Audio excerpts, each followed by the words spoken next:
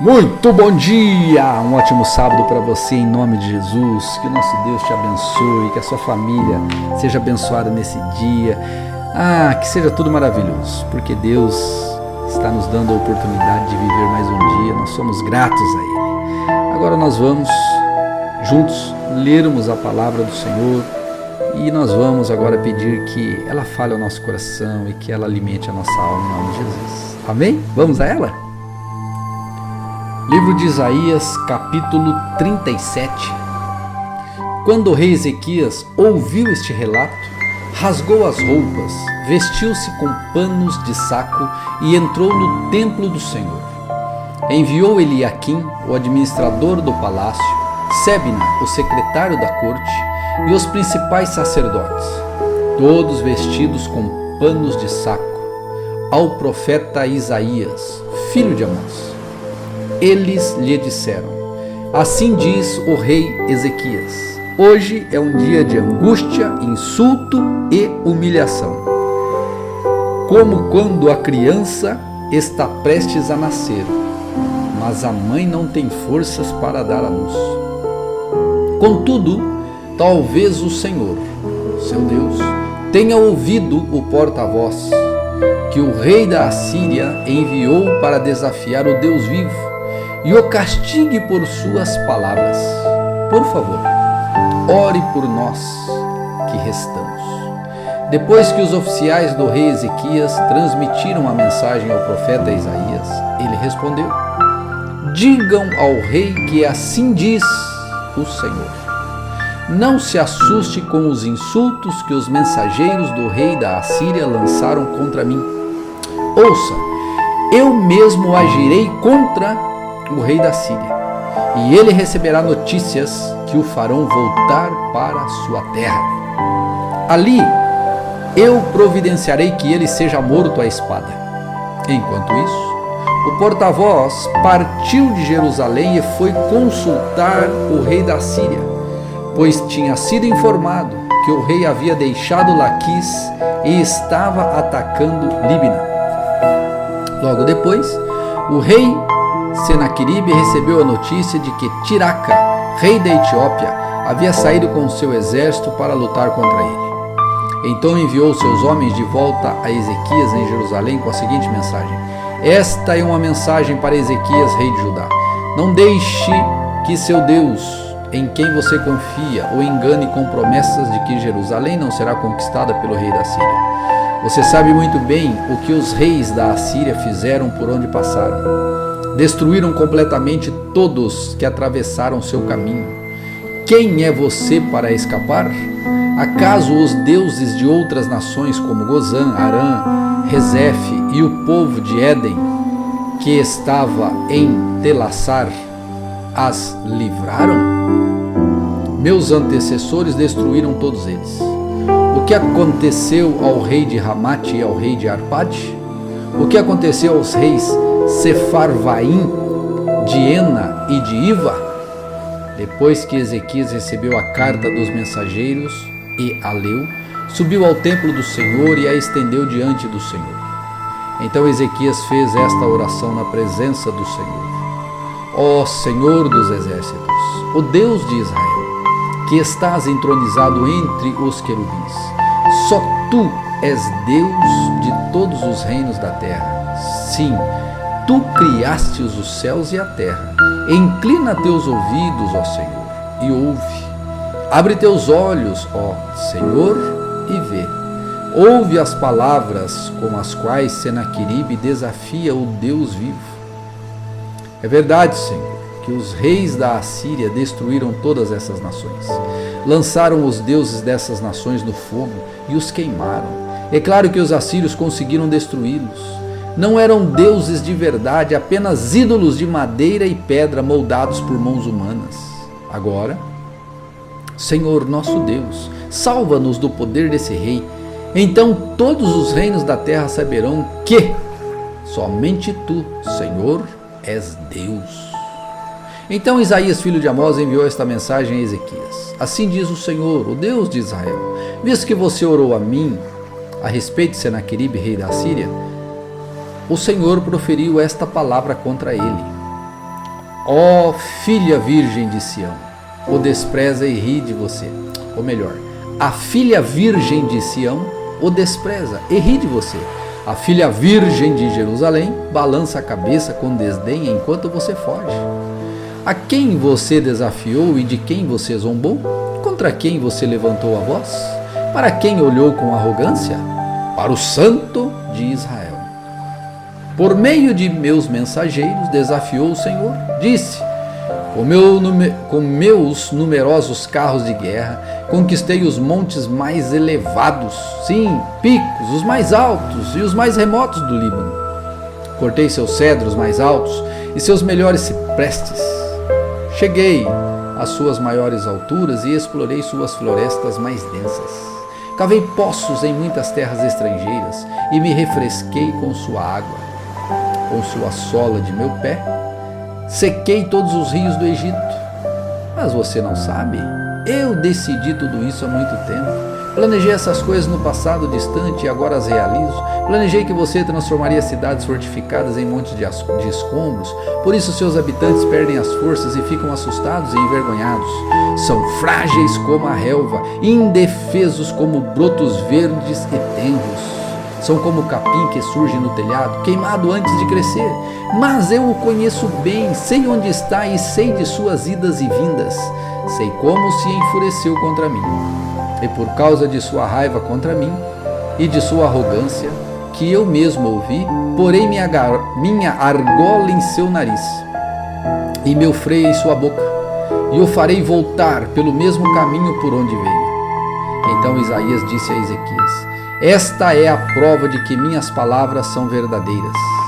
Neste ano, vocês comerão somente o que crescer por si, e no ano seguinte, o que brotar disso.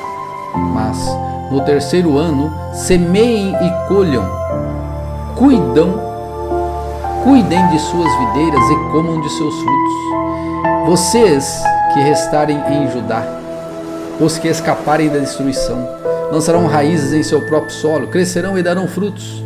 Pois um remanescente de meu povo sairá de Jerusalém, um grupo de sobreviventes partirá do monte Sião.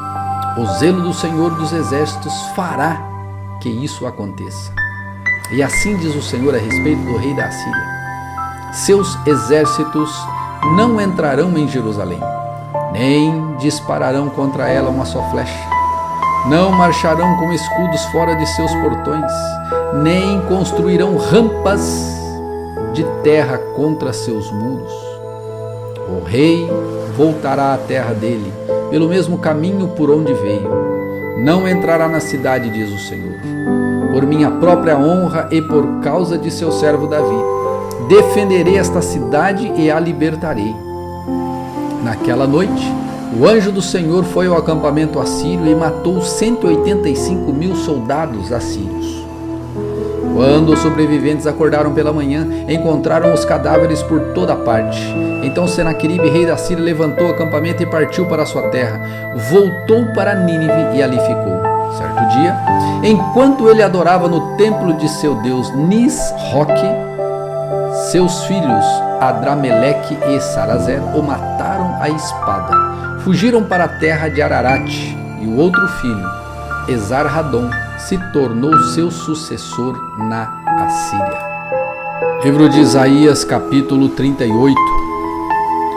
Por esse tempo, Ezequias ficou doente e estava para morrer. O profeta Isaías, filho de Amós, foi visitá-lo e transmitiu-lhe a seguinte mensagem: assim diz o Senhor: ponha suas coisas em ordem, pois você vai morrer. Não se recuperará dessa doença.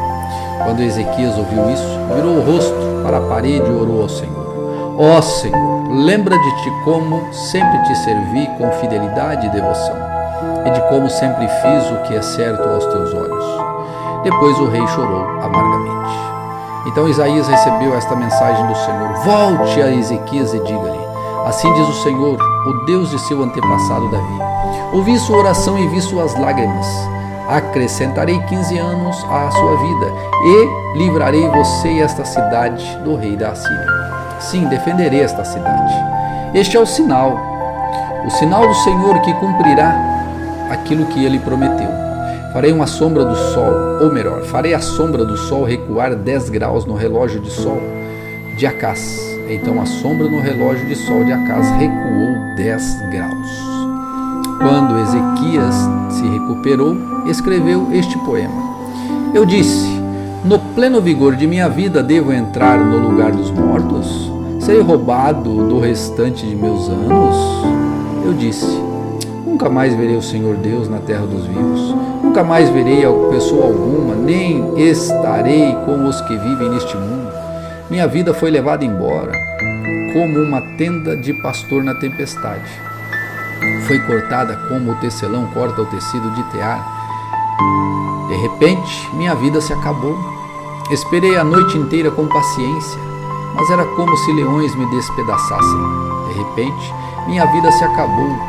Delirante, chilreava como a andorinha ou como o grou. Depois gemia como a pomba. Meus olhos se cansaram de olhar para o céu à espera de socorro. Estou aflito, Senhor. Responde-me. Mas o que posso dizer? Ele mesmo enviou esta doença. Agora andarei humildemente toda a vida, por causa da angústia que senti. Senhor, tua disciplina é boa, pois conduz à vida e à saúde. Tu restauras minha saúde e permites que eu viva. Sim, a angústia me fez bem, pois tu me livraste da morte e perdoaste todos os meus pecados. Pois os mortos não podem exaltar-te, não podem entoar louvores. Aqueles que descem à cova já não podem esperar em tua fidelidade. Somente os vivos te louvam, como faço hoje. Cada geração fala da tua fidelidade à geração seguinte. Sim, Senhor, o Senhor está disposto a me curar. Como instrumentos de corda entoarei louvores todos os dias de minha vida no templo do Senhor. Isaías tinha dito aos servos de Ezequias: preparem uma pasta de figos e coloquem-na sobre a ferida, e Ezequias se recuperará. Ezequias tinha perguntado: que sinal o Senhor dará como prova de que irei ao templo do Senhor? Isaías capítulo 39. Pouco tempo depois, Merodach-Baladã, filho de Baladã, rei da Babilônia, enviou cartas e um presente para Ezequias, pois soube que o rei tinha estado muito doente e havia se recuperado.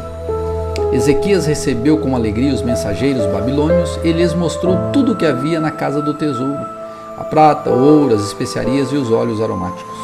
Também os levou para conhecer seu arsenal e lhes mostrou tudo o que havia nos tesouros do rei. Não houve nada em seu palácio, nem em seu reino que Ezequias não lhes mostrasse. Então o profeta Isaías foi ver o rei Ezequias e lhe perguntou: o que esses homens queriam? De onde vieram? Ezequias respondeu: vieram da Babilônia, uma terra distante. O que viram em seu palácio? Perguntou Isaías. Viram tudo, respondeu Ezequias. Eu lhes mostrei tudo que possuo, todos os meus tesouros. Então Isaías disse a Ezequias: ouça esta mensagem do Senhor dos Exércitos. Está chegando o dia em que tudo em seu palácio, todos os seus tesouros que seus antepassados acumularam até agora, será levado para a Babilônia. Não ficará coisa alguma, diz o Senhor. Até mesmo alguns de seus descendentes serão levados para o exílio. Eles se tornarão eunucos e servirão no palácio do rei da Babilônia.